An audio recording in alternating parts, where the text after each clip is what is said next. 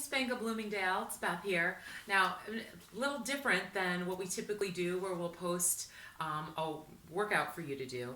I actually, this weekend, was going through and trying to reset my basement and all the equipment like that I've collected over the years.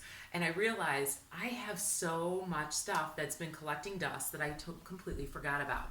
Now, as we're doing workouts online, we're usually doing body weight or dumbbells because that's what most people have. And if you don't have dumbbells, of course you can always use water bottles or laundry detergent, things like that. But I was actually going to give you a few ideas here on pieces of workout equipment you might have in your house that you completely forgot about and how you could incorporate them into any of the workouts that we're doing just for variety.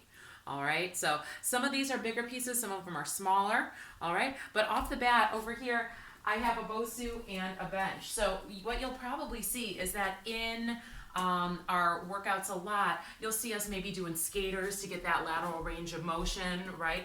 Or shuffle side to side.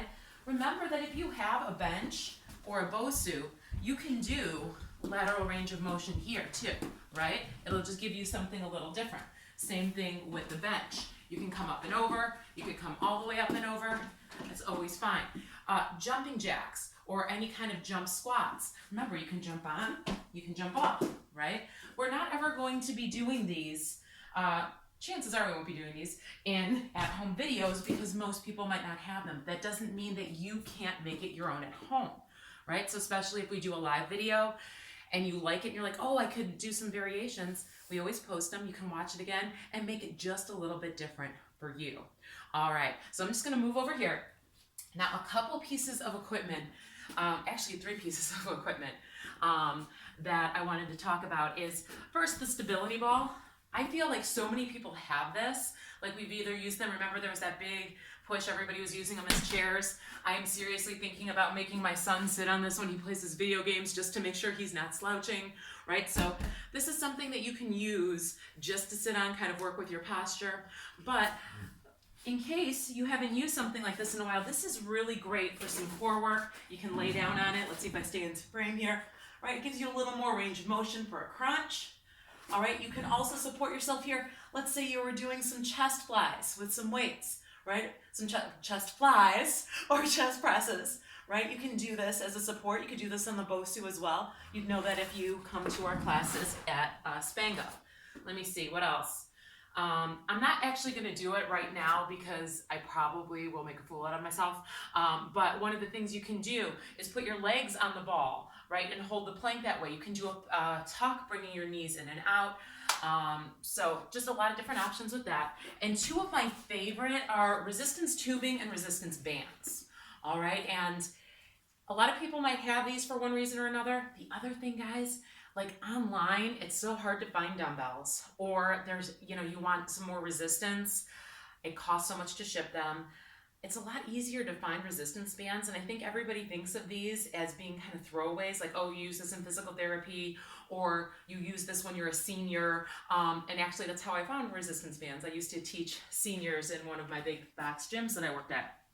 But what I found very quickly is that this is not just for beginners, right? So resistance tubing, there are so many ways that you can use it to just make any body weight exercises or any of our core exercises work a little harder for you. Now, just standing on this resistance band and bringing these bands up, I can squat down and press up. It's adding that extra resistance as I have to push up against the resistance of that band. And to make it harder, all I do is take my feet a little wider, right?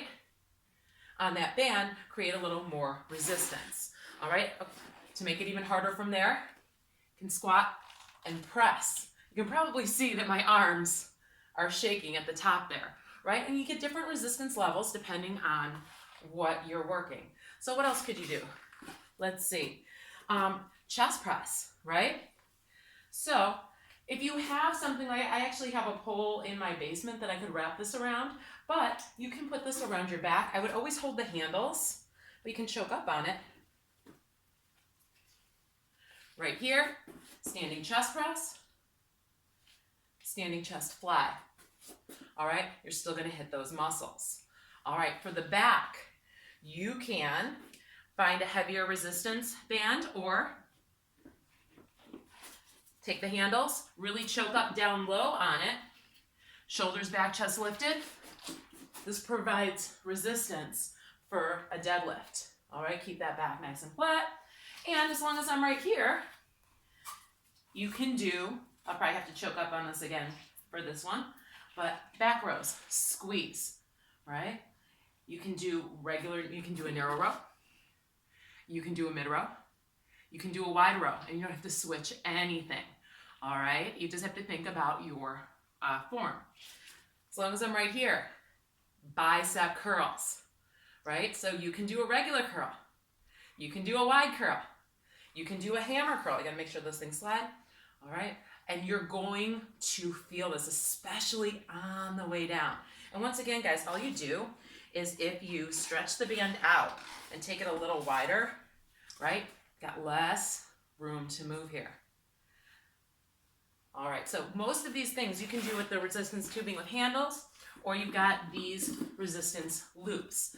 So let's see, what would we do with this? So I actually like this for a tricep move. All right, you can grab one side, grab the other.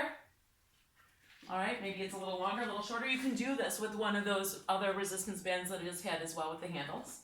And you just press up, control down.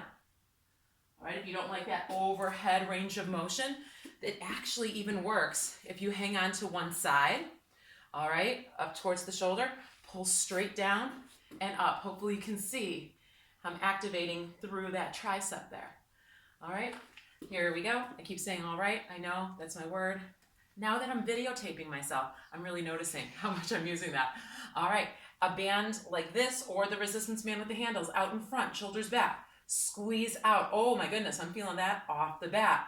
All right, so you've got the shoulders, you got the chest. You can go overhead with a pull.